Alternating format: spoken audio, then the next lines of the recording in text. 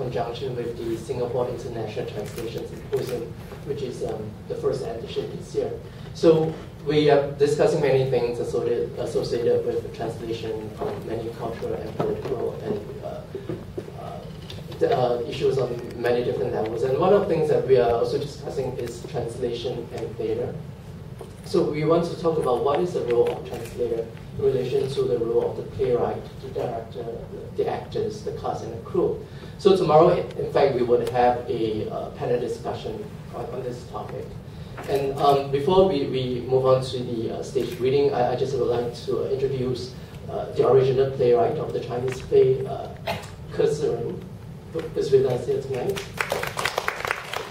And also Jeremy Tiang, who's the translator of this first English translation of the play.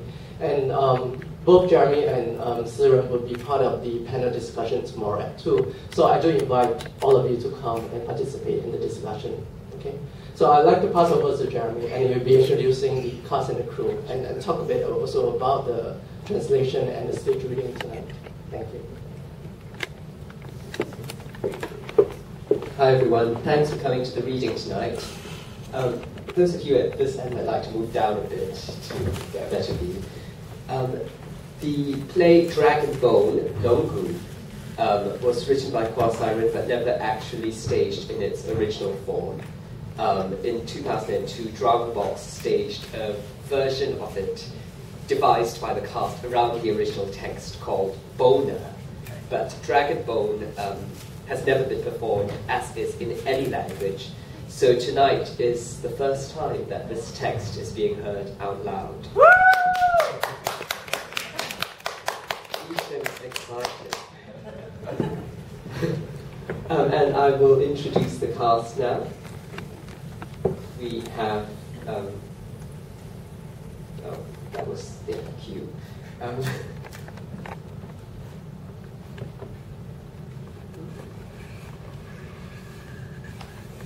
Yes, oh, right. There will be a Q&A afterwards. Do stay and ask questions. So we have Alina Lim, who directed the play and the reading and will be also reading stage directions.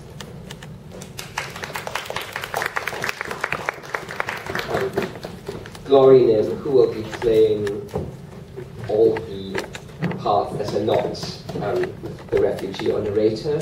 Karen Tan, who will be playing the refugee. And Benjamin Chow, who will be playing the narrator. Thanks everyone. Enjoy the reading.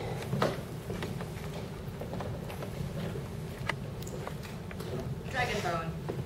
1. Refugee and lover. Where are we? What kind of place is this? What? Where on earth are we? Stop it. Do you know how many times you've asked me that?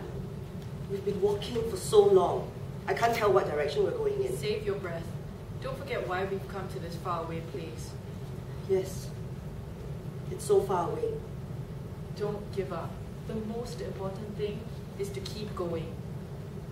What's the time? Shh. Not so loud. Don't think we're safe just because you can't see anyone. Only the wind blowing. They might be hiding somewhere you can't see. Maybe right behind you. Ah! Don't be scared. I said maybe. Just maybe. Maybe means it might happen. Don't be so sensitive. The deadliest enemy is the one inside your own heart. Why is it so dark here? We've been walking for 7 days. We've reached the deepest part of the forest. The layers of foliage are keeping the sunlight out. Are we lost? It should be the right direction. Then why is it so dark? There'll be light in front. Where are we? But for now, apart from the darkness, there's nothing. They must be nearby, observing us in silence, watching. Don't think about it. No movement, not even the slightest sound. They'll come and get us sooner or later. Quiet. Listen! What? Footsteps. Where? Listen. Listen.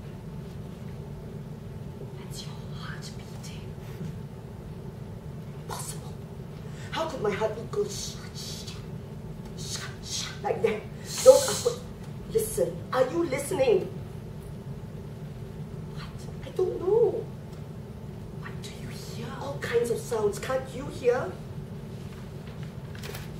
Maybe it's a wolf. No, that's not a wolf's howl. Maybe it's a type of bird or some kind of insect. Maybe it's them.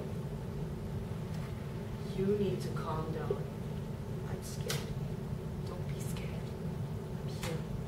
What's the time? I guess. Why can't we see the sun?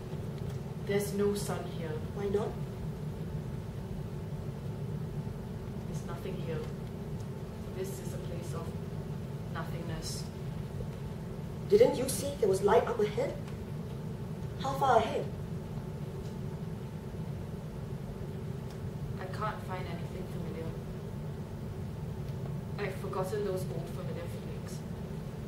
We have to escape. Quick, keep walking. No, run. We're not escaping to anywhere. We're just leaving a place where nothing is familiar. But where to? We'll know soon enough. Keep walking. It feels like we're back where we started. Why is it so dark? Don't be so gloomy. If you're so positive, why don't you tell me where we are? What time is it? What's the time? What? Let's have a rest. I'm exhausted from all that Rest? walking. And what if they catch up with us? You must be tired too. Not at all. I can't be tired. We can't stop. We need to get away from this godforsaken place. Have you forgotten? We need to stick together. At a time like this, what strength do we have apart from unity? It's what we wanted.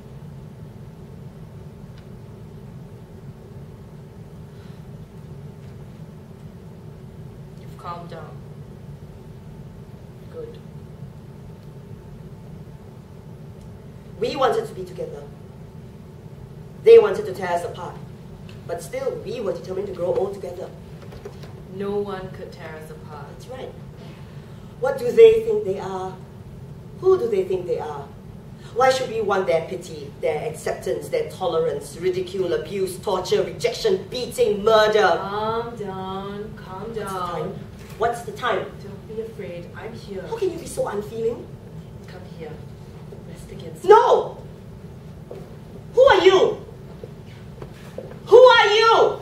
You mustn't get like Don't come near me! Stay away! It's me! You're one of them! Calm down. Listen to me. What have you done to her? Where is she? Bring her back to me! The refugee runs at the lover. They begin to fight. The refugee kills the lover and lovingly caresses the corpse. The refugee kisses the lover's dead body all over. You're like God, standing on the top floor of the tallest building in the city. How high? Maybe 73 stories up, maybe 87, looking down on humanity. See how small the pedestrians become. They barely look like people, just little dots of color. Red, green, yellow, purple, moving colors. They follow the lines of the pavement, stopping now and then, probably waiting for a red light to turn green. Then they cross the road and keep going. They seem certain. Each one knows exactly where he's going, but from where you're standing, their movements are random. Do clouds move as randomly? Are there rules to your imagination? Your vision blurs. Perhaps a cloud has moved in front of it. You're inside a cloud, and everything around you is unclear, even the colorful dots on the ground beneath you.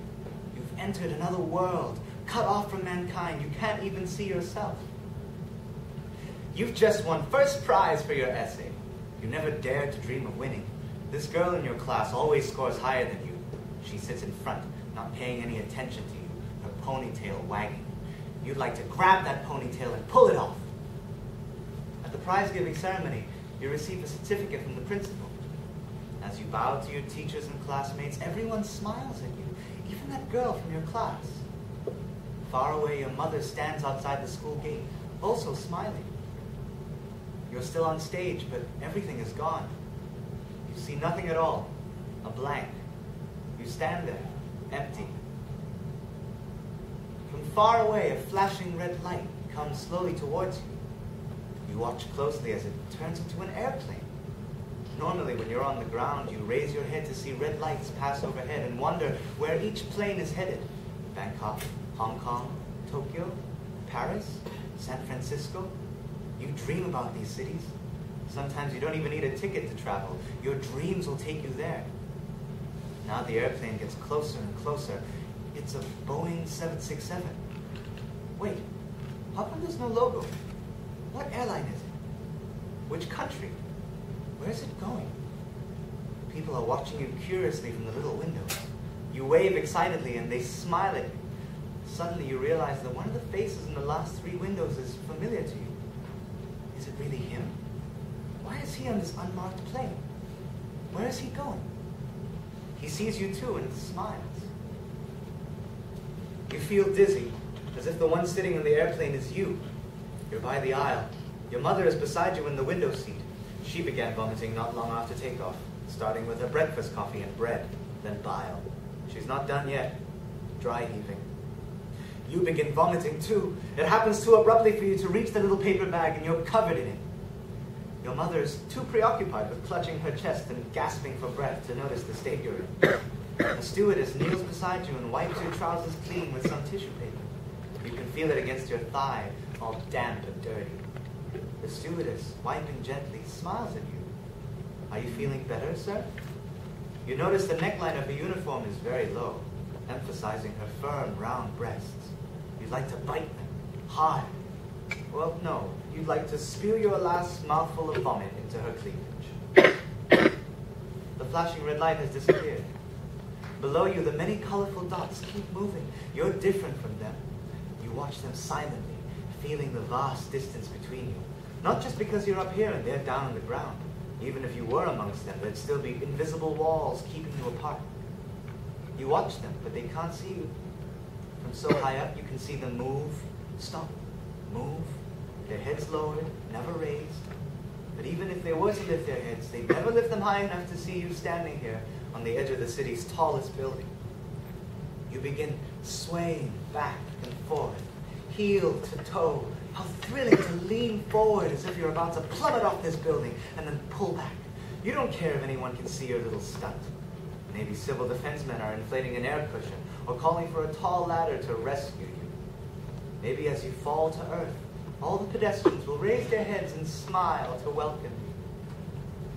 Another flashing light, this time a blue one. It looks peaceful, calming you down. You see it get closer, which makes you suspicious. You've never seen this kind of light so high up. Sure enough, it turns out to be a new kind of airplane. Totally unfamiliar to you. You aren't even sure it's an airplane. It's like a giant ball, completely transparent, emitting a gentle blue glow. Many people are inside, silently looking out at you. You can't quite make out their faces, but they seem familiar. Where have you met them? When? You don't remember. As they get closer, you see that they're all smiling, but not moving at all. You smile back at them because they seem nice. You smile with pure happiness. You'd like to shake their hands, to hug each one of them. Isn't that your mother? What's she doing in there? Why is she smiling at you? No one would smile at a time like this. Even if they wanted to, they'd bury the smile deep in their hearts. Your mother is the only person smiling, but it's not really her. It's a large photograph of her. Your mother is lying in the coffin behind the photograph, an ambiguous expression frozen on her face forever, almost but not quite a smile. You keep walking up to the coffin and looking at her face through the little glass window in the lid. You don't feel especially sad, just a little doubtful. You've just graduated, just started work, just received your first wages. You'd put part of that money into your mother's hands, those hands now stiffly clasped in front of her chest. 3 fat aunties rush up to the coffin. They push you aside, tearfully howling. This makes you angry. The peaceful moment you wanted has been destroyed. Mother wouldn't like this dreadful noise. You know, their fat bodies energetically pressed against her coffin, which is now in danger of falling to the ground. You go up to the fattest aunt and pinch her bum. She turns around, shocked, and screams, "Want to die, is it? Damn you!" Her eyes are dry and bright with anger. After your mother's coffin slides into the cremation furnace, everyone goes away. You're the only one left, walking slowly along the tree-lined road. Your attention is elsewhere. The pavement feels like the edge of a tall building. You wobble as you walk along it. The other people grow further and further away from you until they're dots of color in the distance.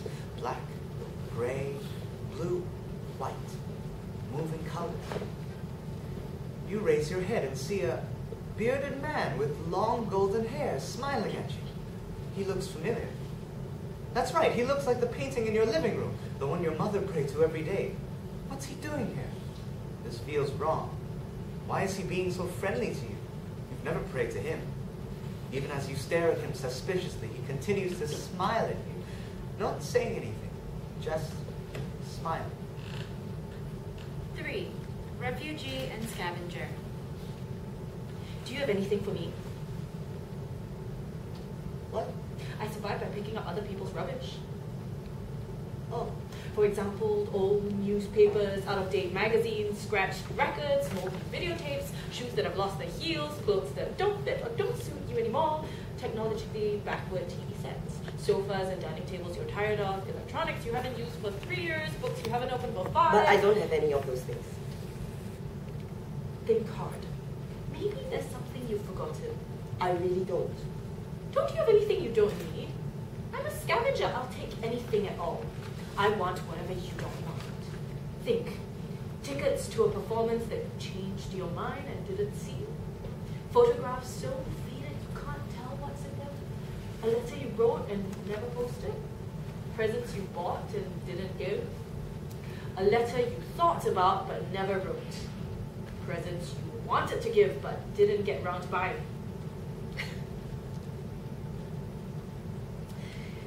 None of those things. Okay. I survive by picking up other people's rubbish. Nothing. Give me something to eat. I'm a refugee. Can't you see? Apart from the dust covering my body, I have nothing at all. Things that people want, I won't touch. I only want what other people don't. I don't have anything at all. How could a refugee bring anything that wasn't absolutely necessary? Or something you've forgotten. If I've forgotten it, then how could I know to give it to you? Look at me. Just a person. Everything I have is on me. How much surplus do you think there could be? What could I have forgotten? If you can take my words, you're welcome to them. Spare me a story then. What? I like to collect all kinds of stories. What does collecting stories have to do with your scavenging work? I pick up all kinds of stories. New stories, old stories, stories that start and end in an instant, stories so long that 3 generations couldn't finish telling them. All right, I get the idea. Or you could say, I enjoy listening to stories. Tell me a story. Or do you not even have any stories left? Those I do have. I may not remember all of them. It doesn't matter. Just tell as much as you can. What story would you like to hear? Up to you. Something sweet. Something stirring.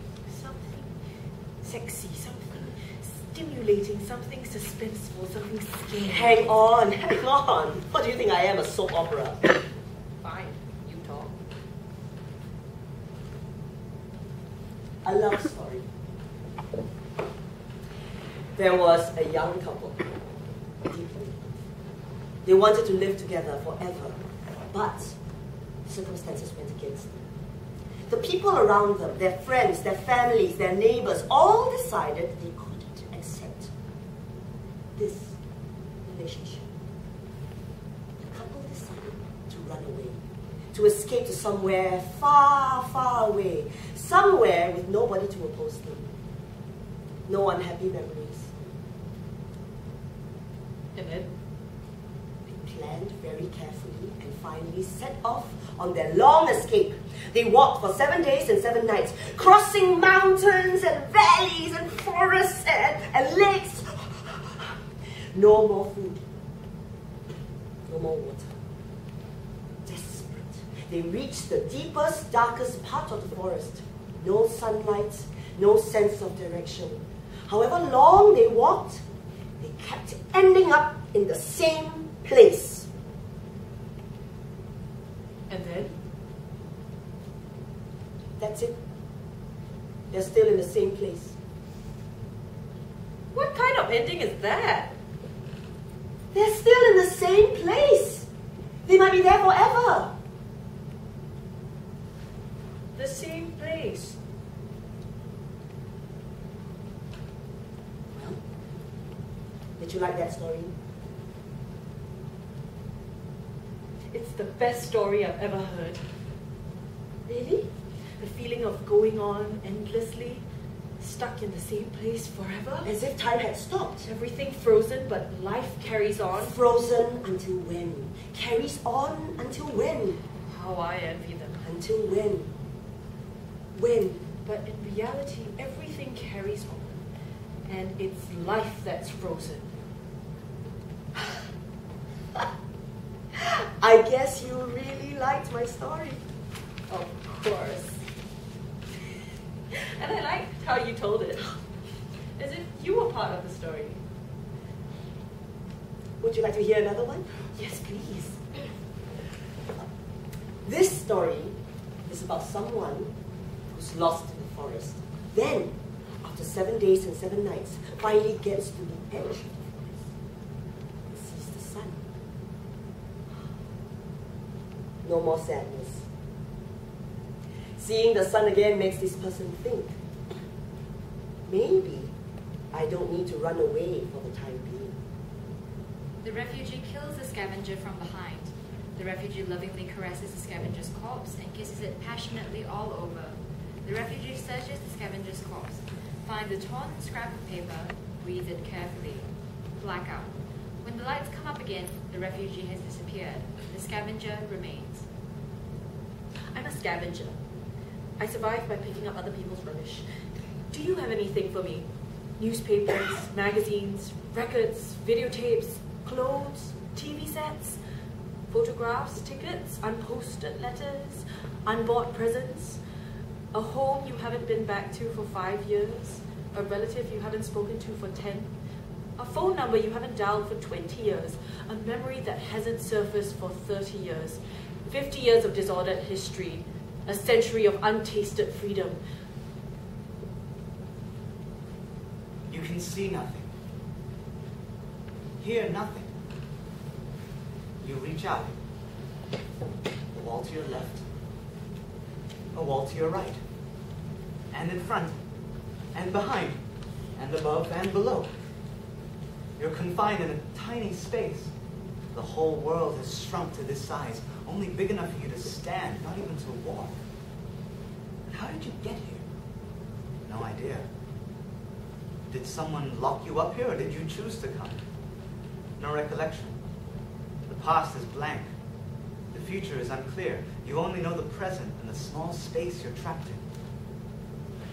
After some time, you don't know how long, you hear a soft knocking. Is it your heartbeat? Why so heavy? So slow?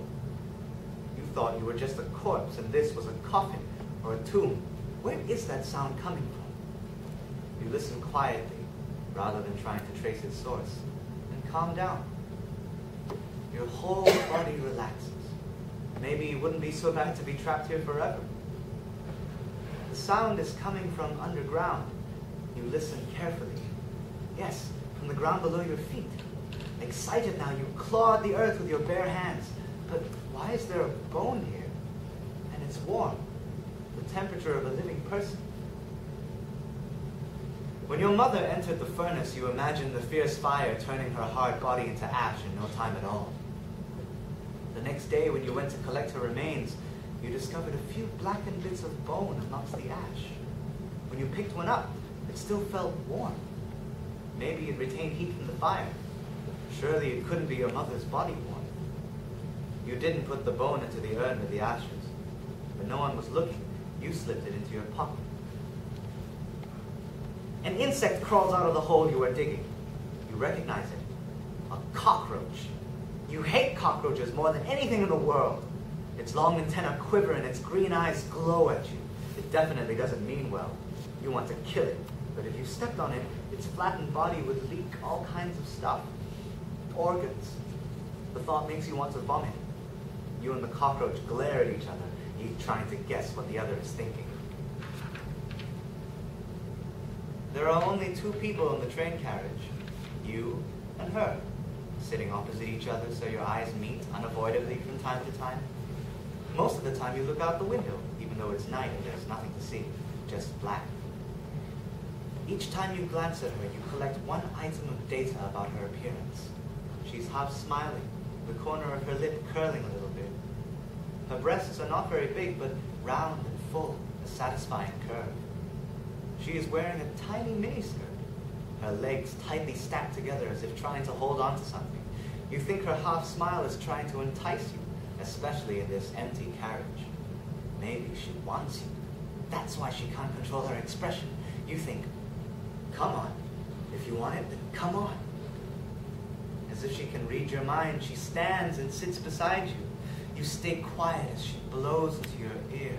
Her moist lips touch your face, kiss your neck, your shoulders, caress your nipples, down to your belly. She strokes the prominent bulge between your legs and sticks her hand into your pocket. Her hand emerges, holding a bone. That's your mother's bone. It's still a little warm. You can't stand the winking green of the cockroach's eyes. You raise the bone and crush it to death. The shattered corpse of the cockroach blends with the soil. Suddenly you feel so happy. The bone goes back into your trousers. You should learn how to kill cockroaches. In the past, your mother took care of that. Now you have to do it yourself. Even though your mother is gone, you need to continue. You learn to get used to this dark space. The outside world is closed to you. You don't know what's happened or how long it's been. You're used to the noise, which sounds like the beating of your own heart. There's nothing else to be heard. The train begins to move, sliding into the long, dark tunnel. It echoes terribly, a rhythmic noise. You dart into the toilet in the last carriage and sit, your eyes shut, listening to the endlessly repeating beat. Why is this tunnel so long? When will the train come out of it? Still, as long as it remains here, you can enjoy the beat. This must be why you enjoy trains. This dull beat goes on as if it will never end, so the happiness it brings you will never disappear. Another cockroach crawls from the ground. You don't understand how these disgusting creatures can keep appearing in a sealed space. Before you can decide whether to crush it to death with your mother's bone, it's already crawling up your leg, following the tunnel of your trousers, running wild. It's driving you crazy to have a cockroach so close to your skin, using your body as an amusement park. This has never happened to you before. You try to catch it, but your hand closes on empty air. You don't know where it's gone. Your whole body starts to itch. You don't have the strength to find the creature. You're panting, taking huge breaths. Fine. Let it crawl over every inch of your skin. Let it decide which part of your body it wants to kiss, to suck. You think about your mother. If she were here, she wouldn't even hesitate. She'd reach over and pluck the cockroach off you. Ah! Ah! Ah! Ah! The train suddenly stops in the dark tunnel. Emergency brake.